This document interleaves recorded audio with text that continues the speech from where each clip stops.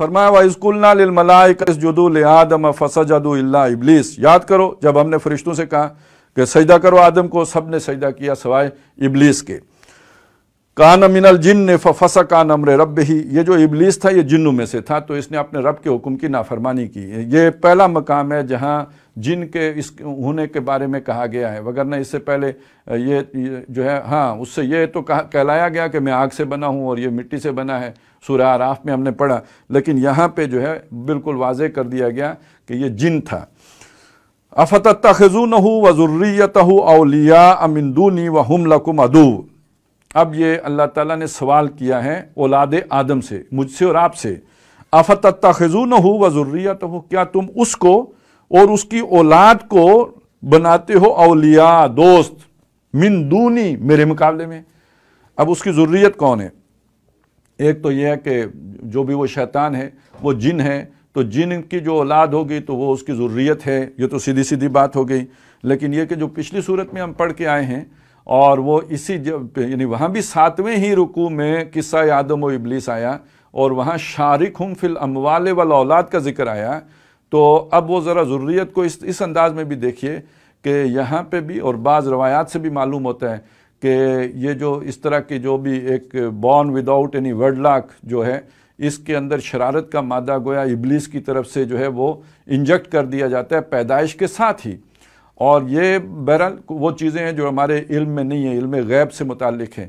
وہ ہم نے پڑھا سورہ آل عمران میں کہ جو حضرت مریم کی والدہ ماجدہ ہیں، انہوں نے جب نظر مانی تو اور پھر اس کے بعد جو پیدا بیٹی ہوئی تو اس کے بعد جو دعا مانگی، تو اس میں یہ بھی ہے کہ اللہ میں اس کو تیرے حوالے کرتی ہوں، اس کو بھی اور اس کی اولاد کو بھی، کہ وہ جو شیطان مردود ہے اس کے شر سے میں تیری پناہ میں دیتی ہوں، اور اس میں یہ کہ وہ تاکہ وہ ان کے اندر کوئی مداخلت نہ کر سکے، تو وہ روح اللہ ہیں کہ جنہوں نے آ کے پھر اس کے دجل کا مقابلہ کرنا ہے۔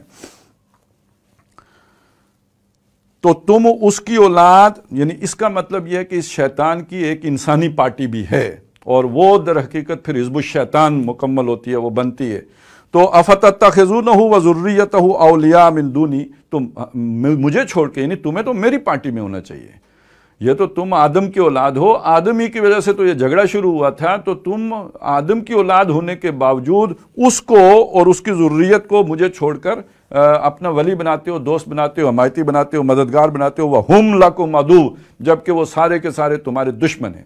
اور اس دشمنی میں اب معلوم ہو چکا ہے کہ یہ صرف شیطانی دشمن نہیں ہے، انسانوں میں سے بھی وہ لوگ جو شیطان کے پکے چیلے بن چکے ہیں، اور اس میں خاص طور پر جو یہودیوں کے بعض لوگ، ان کے بعض خاندان کہ جو اس وقت دنیا پر پوری طرح اپنا تسلط جما چکے ہیں، مالی تسلط بھی ہے اور ان کا سیاسی تسلط بھی ہے جو نظر نہیں آتا ہے۔ مالی تو نظر بھی آتا ہے، ساری دنیا کو بڑی بڑی حکومتیں جو ہیں ان کے قرضوں کی شکنجے میں جکڑی جا چکی ہیں، لیکن یہ کہ وہ جو ڈیپ سٹیٹ کا ایک تصور ہے اس سے عام آدمی تو واقف نہیں ہے، لیکن وہ ڈیپ سٹیٹ ہے کیا؟ وہ در حقیقت یہودیوں کی عالمی حکومت ہے، اور وہ نو انسانی کے دشمن ہیں، وہ اسی طرح دشمن ہے جیسے شیطان دشمن ہے۔ اور یہ پہلی جنگ عظیم بھی انہوں نے کروائی، دوسری جنگ عظیم بھی انہوں نے کروائی، اب یہ تیسری ٹھانی ہوئی ہے، اور اس تیسری کو جوڑیں جا کے اس پہلی آیت کے ساتھ کہ لِيُنذِرَ بَأْسًا شَدِيدًا مِّن لَّدُنْهُ، دوسری آیت کے ساتھ وہ جو سخت ترین اور عظیم ترین جنگ ہوگی جس میں بھرکس نکل جائے گا گویا نو انسانی کا، تو یہ تو ان دشمنوں کے ساتھ جا کے دوستی کرتے ہو، بئس للظالمین بدلا، بڑا بے انصافوں نے برا بدلہ ہے جو دیا ہے، یعنی احسان کا بدلہ احسان چکانے کے بجائے دشمنوں کے ساتھ جا کے وفاداری کرنے کا بدلہ دیا ہے۔ سبحان اللہ والحمد للہ ولا